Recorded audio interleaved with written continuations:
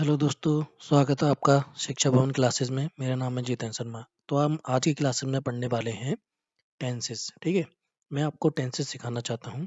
आप पहले ही दिन से टेंस बोलना सीख पाएंगे, खुद से ही सेंटेंस बनाना सीख पाएंगे, ये मेरा वादा है। अच्छा, क्लासेस शुरू करने से पहले मैं आपको सजेस्ट करूंगा कि आप नोटबुक लेकर के बैठें, जैसे मैं जो भी चीज़ आपको पढ़ाऊंगा वो आप ना ज़रूर से ज़रूर लिखना, मतलब अपनी कॉपी में नोट करना, जो कि आपको आसानी होगी बाद में जब आप मेरी वीडियो देखोगे उसके बाद में दोबारा से। ठीक है, तो हम चलते हैं आगे। टेंस टेंस 3 प्रकार के होते हैं: present tense, past tense, future tense, यानी कि वर्तमान काल, भूतकाल और भविष्य काल। इनमें भी 4-4 तरीके के होते हैं: present indefinite, present continuous, present perfect, present perfect continuous. इसी तरीके से पास्ट में भी होते हैं, इसी तरीके से फ्यूचर में भी होते हैं। तो सबसे पहले हम पढ़ेंगे प्रेजेंट इंडेफिनिट के बारे में। अब अगली स्लाइड में चलते हैं। प्रेजेंट इंडेफिनिट प्रेजेंट इंडेफिनिट की पहचान कैसे करेंगे? सबसे पहले तो ये बड़ी बात है ना, जिसके अंत में या जिसके लास्ट के सेंटेंस में ता है, ती है, ते है आते हैं, उन्हें हम कहते हैं प्रेजेंट इंडेफिनिट। ये इसकी पहचान है। जैसे कि वह घर जाता है, वह खाना खाता है, वह मुझे जानता है, वह खाना खाती है। इस तरीके से होते हैं। ठीक है, अब इसमें भी 4 होते हैं: अफर्मेटिव होता है, नेगेटिव होता है, इंट्रोगेटिव होता है, इंट्रोगेटिव नेगेटिव होता है। अफर्मेटिव में पॉजिटिव सेंटेंस होते हैं, जैसे कि वह घर जाता है। नेगेटिव में होता है वह घर नहीं जाता है, नेगेटिव में बात करते हैं। इंट्रोगेटिव में प्रश्नवाचक होते हैं, जिसमें हम प्रश्न पूछते हैं, क्या वह घर जाता है? इस तरीके से। इंटरोगेटिव नेगेटिव होता है, प्रश्नवाचक भी होता है, नेगेटिव भी होता है। जैसे कि वह क्या वह घर नहीं जाता है? इस तरीके से ये हो गया इंट्रोगेटिव। ठीक है, अब हम सबसे पहले हम क्या पढ़ेंगे? अफर्मेटिव पढ़ेंगे। ठीक है,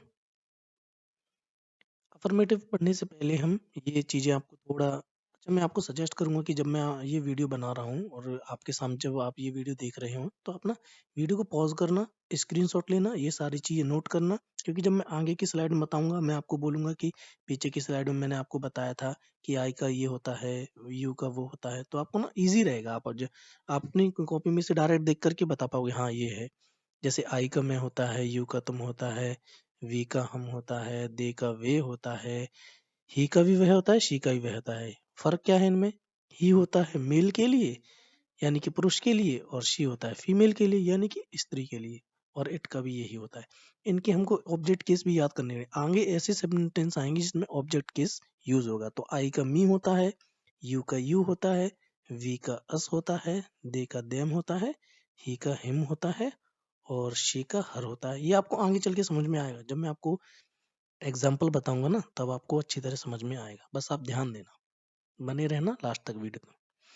हाँ, तो प्रेजेंट इंडेफिनिट में अफर्मेटिव पढ़ रहे हैं, यानी कि सकारात्मक वाक्य के बारे में हम पढ़ रहे हैं।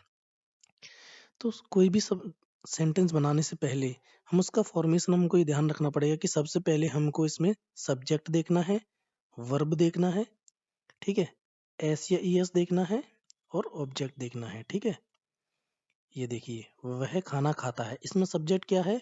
वह सब्जेक्ट है।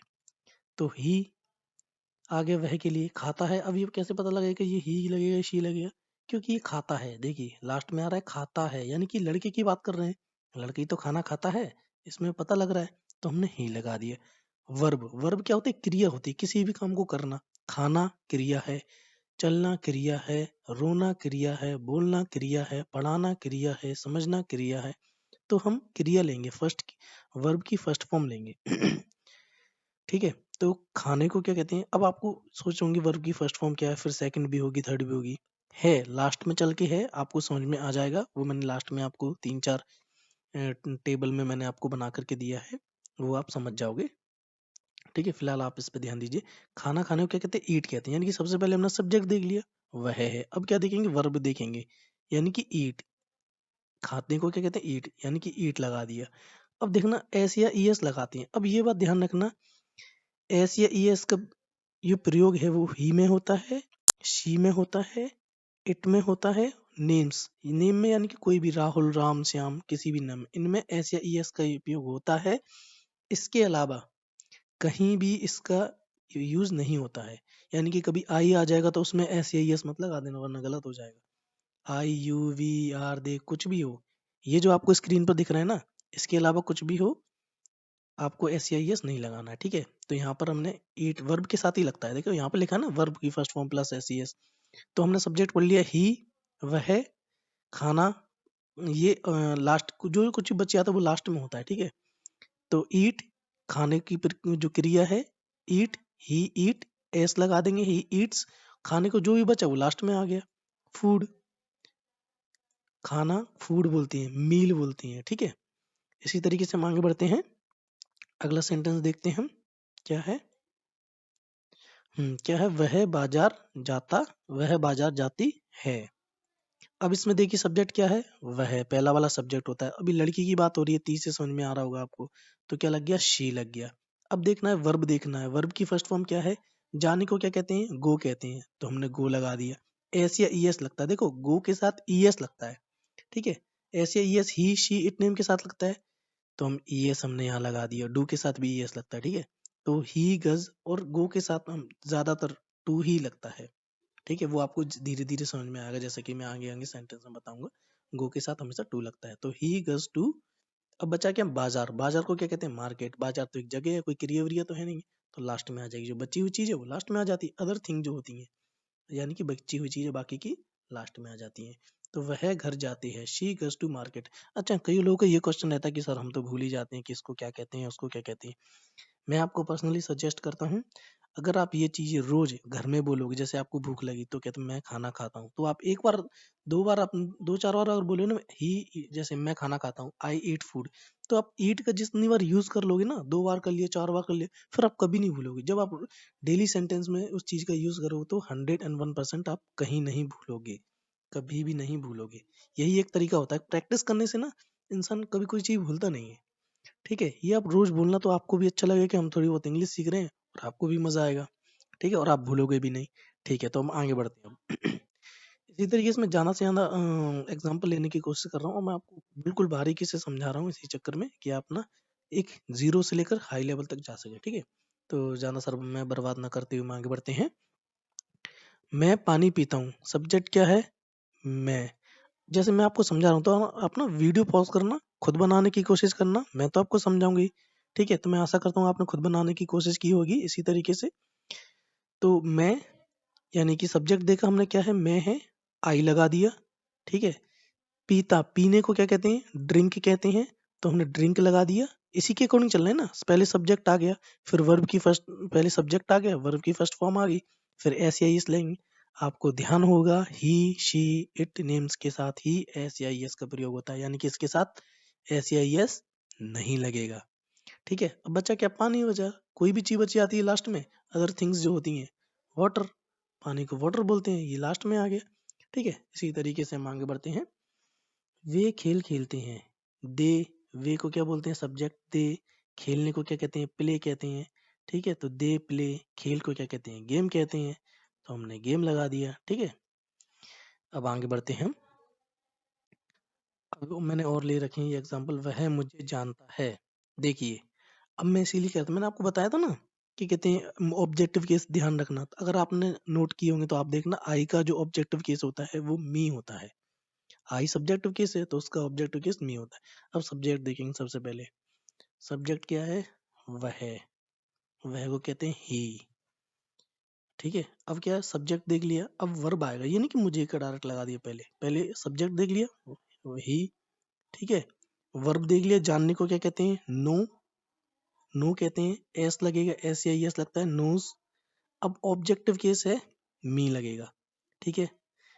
देखो मैं आपको बताऊं, आई का ऑब्जेक्टिव केस मी होता है, ये देख रहे हो आप, आई का ऑब्जेक्टिव केस मी, ये देखिए आप, ठीक है। तो ऑब्जेक्टिव केस बोला है ना, ऑब्जेक्टिव केस लिखा है तो मी होगा, क्योंकि सब्जेक्ट हम ले चुके हैं ना, पहले ही सब्जेक्ट हम ले चुके हैं, ही नोज मी, ठीक है। इसी तरीके से हम उन्हें जानते हैं, दे का ऑब्जेक्टिव केस है, आप चेक कर लेना, मेरे को तो पता ही है, आप एक बार चेक कर लेना।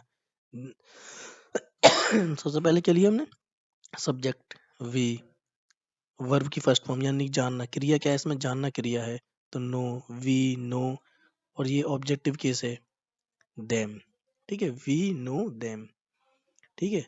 वे तुम्हें जानते हैं। वे का क्या आ गया? दे आ गया। अब वो सब्जेक्ट के बाद क्या कहते हैं हम? क्रिया देखेंगे। जानने को क्या कहते हैं? नो कहते हैं। ठीक है? और यू का ऑब्जेक्टिव केस और यू ही होता है तो यू ही लगेगा इसमें। They know you. ठीक है? इसी तरीके से ये हो जाएगा, मैं उसे जानता हूँ। अच्छा, आप यहाँ पर एक ध्यान दीजिए। सब्जेक्टिव देख लिया आपने, सब्जेक्ट आई है, मैं को क्या बोलते हैं? आई बोलते हैं। फिर वर्ब की फर्स्ट फॉर्म देख ली, यहाँ पर क्रिया क्या है? जानना, तो आपने नो लगा दी। यहाँ तक तो ठीक है। आप सोच रहे होंगे हिम ऑब्लिक हर क्यों लगा दिए? हिम ऑब्लिक हर इसलिए लगा दिए क्योंकि अगर मैं लड़के की बात कर रहा हूँ तो हिम लगेगा, और मैं लड़की की बात कर रहा हूँ तो हर लगेगा। जैसे मैं उसे जानता हूँ, मान लो मैं लड़के की बात कर रहा हूँ तो आई नो हिम।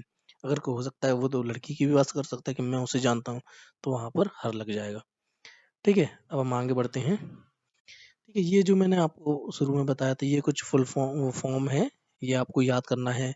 जैसे कम का मतलब आना होता है, ईट का मतलब खाना होता है, गो का मतलब जाना होता है, ये डू का मतलब करना होता है, ड्रिंक का मतलब पीना होता है, प्ले मीन्स खेलना होता है, नो मीन्स जानना होता है।